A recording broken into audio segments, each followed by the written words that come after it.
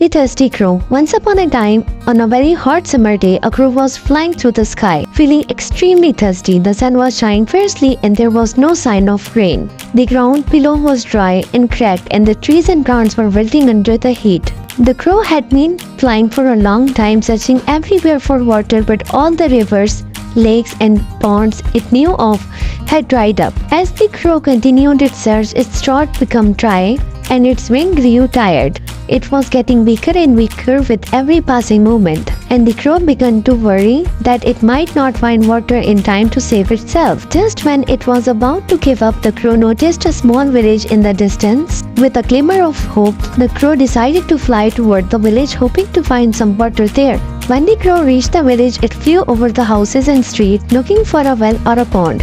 Suddenly, its sharp eyes caught sight of a pitcher lying on the ground near one of the houses. The crow quickly flew down to the pitcher and was relieved to see that there was some water at the bottom. However, when the crow tried to drink the water, it realized that the pitcher was tall and narrow and the water was too low for its beak to reach. The crow was very disappointed, but it didn't give up. It knew that it had to find a way to get to the water.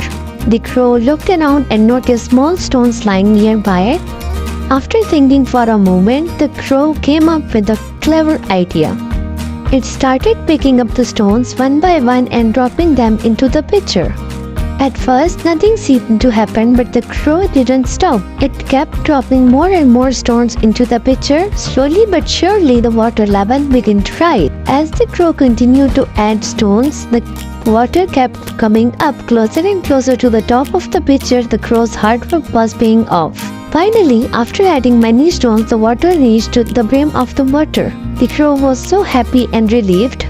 It quickly dipped its beak into the water and drank until it was no longer thirsty.